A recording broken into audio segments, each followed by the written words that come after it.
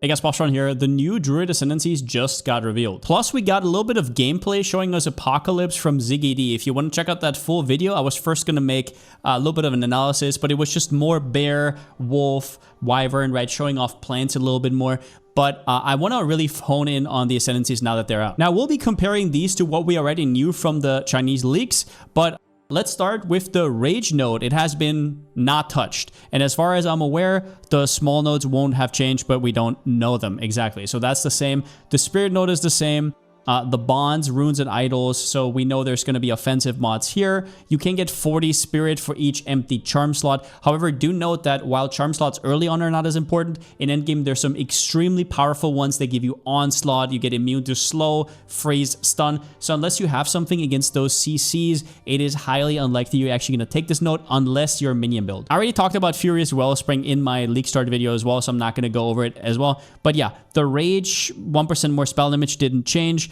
Then we have Reactive Growth, and this one did change. So it now does just straight up 10% less elemental damage, no strings attached. I absolutely love this because it makes it less situational. The second part got changed. So adaptations now grant 10% less damage, up from 4, but you can only have 3 max. This is interesting for a few reasons. We didn't have this less elemental damage taken, and now this on top. So it can give you up to 30% less damage taken of one element or one spread out. So for example, 10% less lightning, cold, and fire. These are not per element. At least I don't think so. There's absolutely no way they're gonna give us 30% less LE damage taken across the board and then another 10%. So I'm assuming it's going to be depending on what you take. And these seem extremely strong, mainly because of synergies. And I'm not even talking about the 4-pointer, just the 2-pointer with Cloak of Flame can make it so after the patch, remember it got buffed to 50%, with a corruption can go up to 61% of physical taken as fire. So if you're constantly taking hits from either fire damage or physical damage, which gets converted,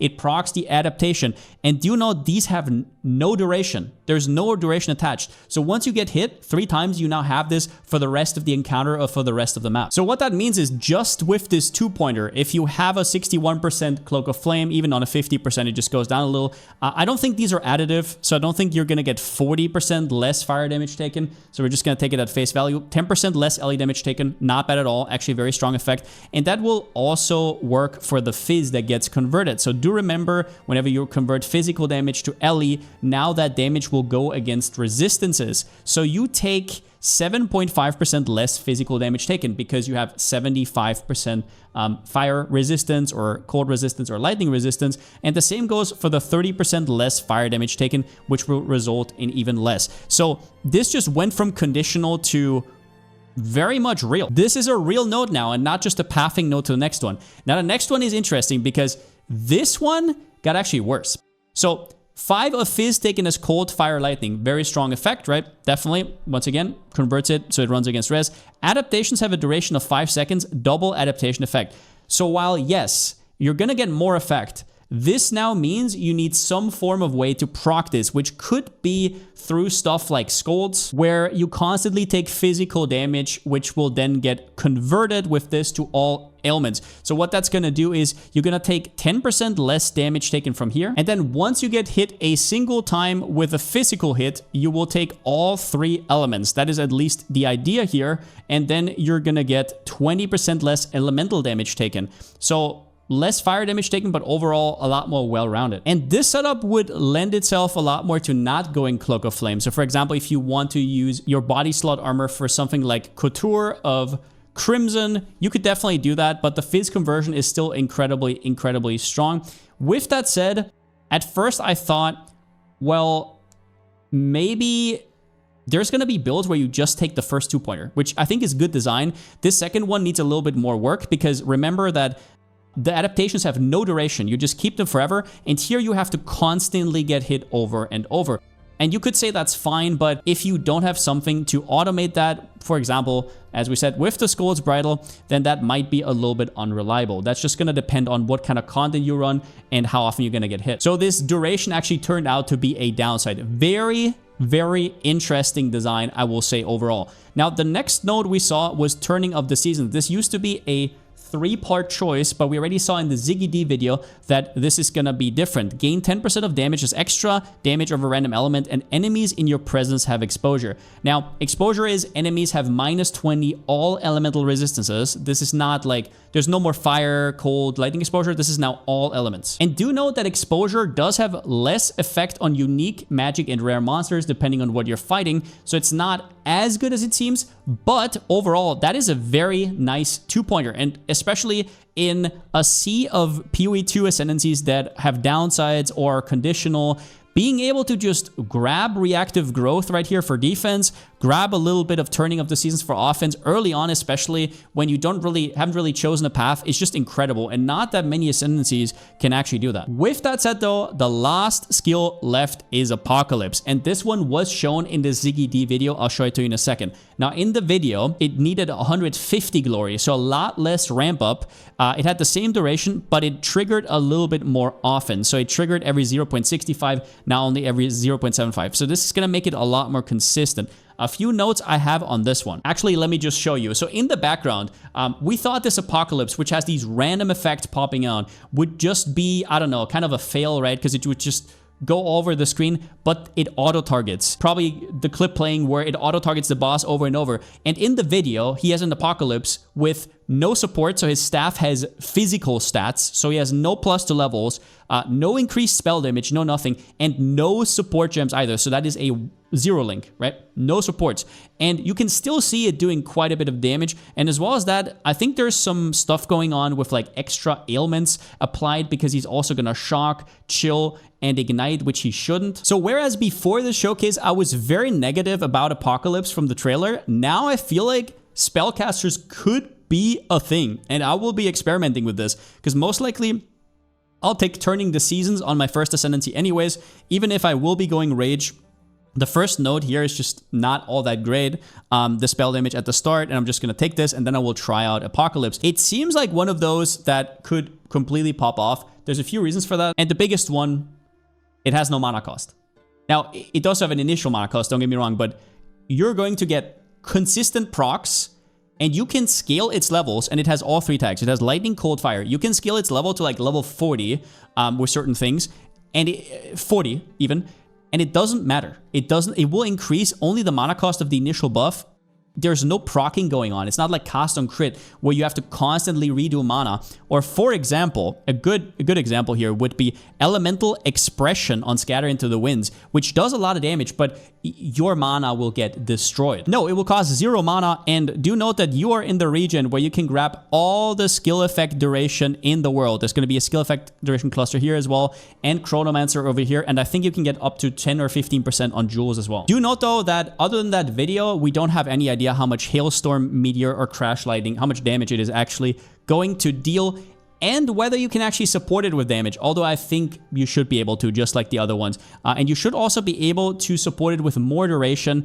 You can easily get it upwards of 30 seconds. So overall, I am a lot more optimistic about Druid, and I could even see myself going into a Spellcaster. Do note as well that there has been an update to Firestorm down here, which I know a lot of sorcerers were looking at, but honestly, the Firestorm changes have just been good for everybody. Plop down a Firestorm on a single target might actually be a thing now. And then let's talk about Oracle. Oh boy, I thought this was going to be a catastrophe, but now I'm a lot more interested. So the first note that got revealed is Inevitable Crit. So we still have lesser harm, so you have to take this 2-pointer right here. Enemy crit chance against you is unlucky. Damage of enemies hitting you is unlucky. It's alright. It's especially decent against crits, right? For example, an enemy with 5 crit, which is going to be most enemies, will go down to 0.25. That's what unlucky does, right? It rerolls the same amount. And yeah, it looks okay. Damage against you is unlucky is only really relevant against lightning damage, which with a lot of range, and then physical. If you don't know what unlucky is, basically, let's say an enemy deals between 100 and 400 damage, it will get rolled twice and it will take the lower amount, which sounds good, but a lot of enemies just don't have a lot of range. So it's like, it's okay. You wouldn't want to take this ever, but you would want to take it if, let's say, the next node is completely insane, which is Inevitable Crits. So I thought this would be something like the support, like many people did. And Inevitable Crit support is very fringe, right? Like it's something that you use on single target damage or whatever. But this one is completely different. Hits, which could potentially be a crit, but do not roll a crit will re-roll until they succeed. And you do get 30% less crit damage bonus for each time you had to re-roll. So for example, right? Let's say you start with 30% crit chance. If you crit, you crit. You just get it 100%. If you don't, this gets re-rolled and you get to roll again. However, this time with 30% less critical damage and so on, right? The next one will be 30% less, but that is from the new number and so on and so on and so on. So there's theoretically, you could be at a point where you don't really get much extra damage whatsoever. However, there's two particular effects that I'm interested in. The first one is how good this is going to make cast on critical. Imagine, sure, you are on the left side of the tree and you don't have access to all the energy stuff, but going from here to here is not that far, right? Imagine being able to proc cast on critical on every hit. Now, understand you could just get a ton of crit, but that's just not really how PoE2 works. Every single hit is now going to proc towards the energy on cast on crit. On top of that, stuff like Vol's Protector just gives you power charge on every single hit. You will inevitably hit, as the note says. Now, how much crit multi you're actually gonna get depends, but it's always better than not critting. And I'll be honest, there's probably a million other ways to abuse this. This is my knee-jerk reaction. It literally just went up 5 minutes ago. So I think this node will be build defining and people will go Oracle just for this node. But I do think there's a few more interesting ones. Now, I'll just tell you straight up that I think both Align Fate and the other skill, where is it? On the right side here, Moment of Vulnerability. I think it's one of those things that looks good, but it's just way too situational. And I understand that it can double your damage, but you gotta realize that you have to hit enemies exactly when they're primed to stun, electrocution, or like just about to get frozen. If you miss that window, this is completely useless. And you also have a 10-second delay before using it again. Gonna be honest, I think this is going to be an absolute trap. It's going to be reminiscent of a lot of these Chronomancer skills that look really cool and flavorful, but just aren't gonna be that good. Then we have Harmony Within, and this one's really hard to judge before we know the energy shield numbers. Doing like a life mana hybrid might be worth it eventually, but if you can just stack 10-15 KES, then what's the point? You also get less life, less mana, so you're working at a disadvantage. I will say the totem node is probably the most unexciting node I've ever seen. We didn't know what this did. It is so bad. Like, this node is so bad. I can't even tell you how bad. Spell Totem has a maximum of 1. So yes, this does give it +1. And maybe there's another cluster on the tree that gives another +1. But like, what the hell is this? That's all it does? And totems die 6 seconds after life is reduced to 0. So it just means that they're not as annoying. I guess that is their way of saying, okay, you paid charges for the totem. We're going to make it so you don't regret it and it just dies immediately. I really don't think that's a way. And that's for a few reasons. So I think if you're going to play spell totems, you will probably be Ancestral Bond. If you don't know, so now you can just plop down a lot more totems, right? You go for a spirit offhand. You can have like 400, 500 spirit.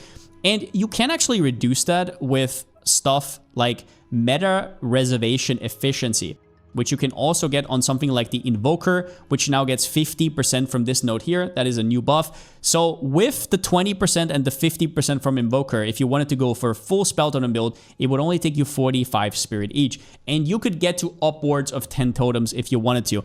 And then meanwhile, this does not synergize with that, right? Like, you're going to get 2-3 totems and you're spending an Ascendancy.